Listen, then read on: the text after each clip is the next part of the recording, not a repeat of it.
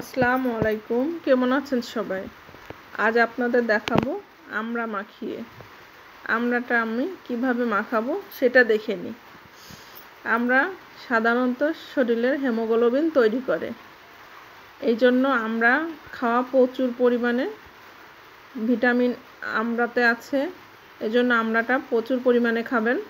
আমি আমড়া এইভাবে সবুজ খোসাসহ ছিলে নিয়েছি।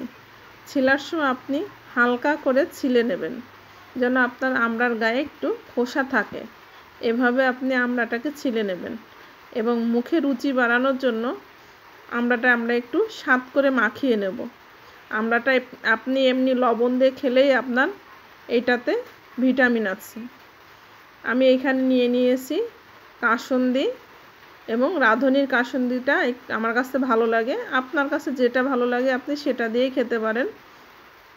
আমি এখানে নিয়েছি একটা কাঁচা ঝাল কুচি করে, সেটাকে লবণ দিয়ে একটু ডলে নিলাম, নিয়ে এবার কাসুন্দি দিয়ে আমড়াটাকে আমি ভালো করে মাখিয়ে নেব। দেখেন আমি এভাবে আমড়াটা মাখিয়ে নিয়েছি। এবার এই আমড়াটা খেয়ে দেখবেন, খুবই ভালো লাগবে। আমরা যারা এমনি খেতে চান না, এভাবে একটু মাখিয়ে খেয়ে দেখবেন, খেতে অবশ্যই ভালো লাগবে। আমড়াতে প্রচুর পরিমাণ আয়রন আছে এবং হিমোগ্লোবিন, রক্তের হিমোগ্লোবিন তৈরি করে। আপনারা আমড়ার সিজনে আমড়াটা অবশ্যই খাবেন। আজকের মতো এই পর্যন্ত।